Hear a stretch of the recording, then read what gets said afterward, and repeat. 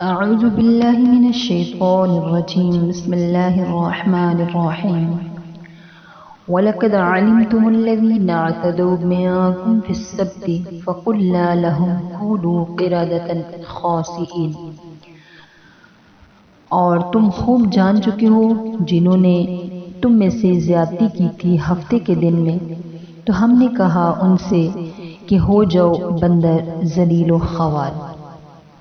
فجعلناها نكالا لما بين يديها وما خلفها وموعظة للمتقين۔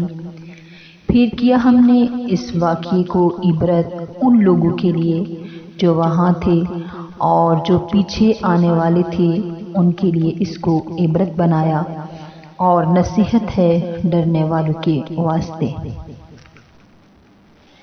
یہ واقعہ بھی بنی اسرائیل کا حضرت داؤد علیہ السلام کے زمانہ میں ہوا۔ بنی اسرائیل کے لیے ہفتے کا دن معظم اور عبادت کے لیے مقرر تھا، اور مچھلی کا شکار بھی اس روز ممنوع تھا۔ یہ لوگ سمندر کے کنارے آباد تھے اور مچھلی کے شوقین تھے۔ اس حکم کو نہ مانا اور شکار کیا، اس پر اللہ تعالیٰ کی طرف سے مسخ صورت کا عذاب نازل ہوا۔ 3 دن کے بعد وہ سب مر گئے۔ اس واقعے کو دیکھنے اور سننے والے 2 قسم کے لوگ تھے، فرمانبردار اور نافرمان۔ تو نافرمانوں کے لیے تو یہ واقعہ نافرمانی سے توبہ کرانے والا تھا، اس لیے اس کو نکال فرمایا، اور فرمانبرداروں کو یہ واقعہ فرمانبرداری پر قائم رکھنے والا تھا، اس کو موعظۃ فرمایا۔ اس آیت میں یہودیوں کے جس اعتداء یعنی حدود سے تجاوز کا ذکر کر کے اس کو سبب عذاب بتلایا گیا ہے۔ روایات سے ثابت ہے کہ وہ صاف طور پر حکم شرعی کی خلاف ورزی نہ تھی، بلکہ ایسے ہیلے تھے جن سے حکم شرعی کا ابطال لازم آتا تھا۔ مثلا ہفتے کے دن مچھلی کے دم میں ایک ڈور کا پھندا ڈال کر دریا میں چھوڑ دیا، اور یہ ڈور زمین پر کسی چیز سے باندھ دی، پھر اتوار کے روز اس کو پکڑ کر کھا لیا۔ تو یہ ایک ایسا ہیلا ہے اس میں حکم شرعی کا ابطال بلکہ ایک قسم کا استہزاء ہے، اس لیے ایسا ہیلا کرنے والوں کو بڑا سرکش نافرمان قرار دے کر ان پر عذاب آیا۔ مگر اس سے ان فقہی ہیلوں کی حرمت ثابت نہیں ہوتی جن میں سے بعض خود رسول اللہ صلی اللہ علیہ وسلم نے بتلائے ہیں۔ مثلا 1 سیر عمدہ کھجور کے بدلے میں 2 سیر خراب کھجور خریدنا سود میں داخل ہے۔ مگر اس سے بچنے کا ایک ہیلا خود رسول اللہ صلی اللہ علیہ وسلم نے یہ بتلایا کہ جنس کا تبادلہ جنس سے نہ کرو، قیمت کے ذریعے خرید و فروخت کر لو۔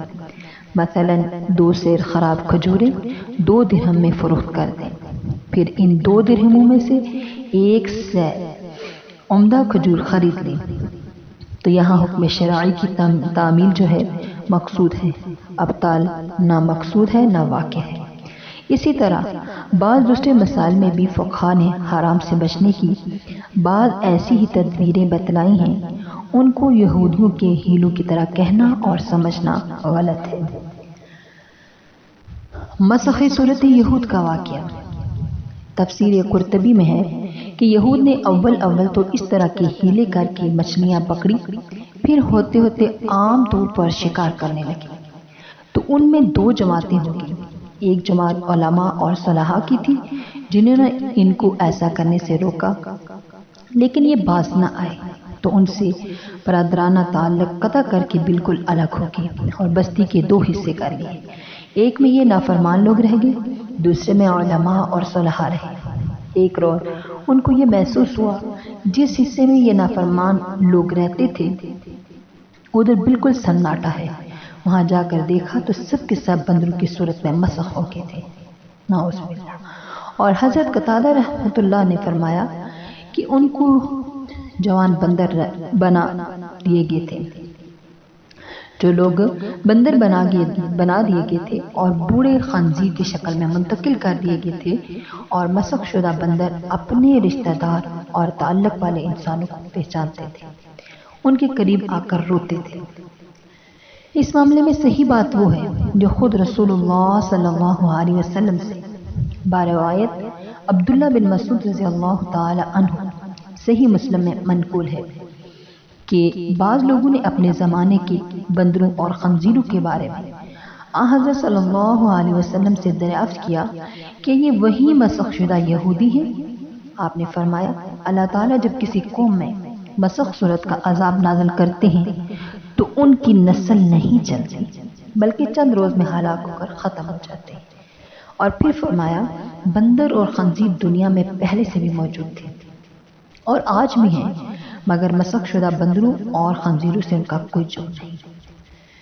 اس وقت موقع پر بعض مفسرین نے صحیح بخاری کے حوالے سے بندروں میں زنا کی سزا میں سنگساری کا ایک واقعہ نقل کیا ہے، مگر یہ واقعہ نہ بخاری کے صحیح نسخوں میں موجود ہے نہ روایتاً صحیح ہے۔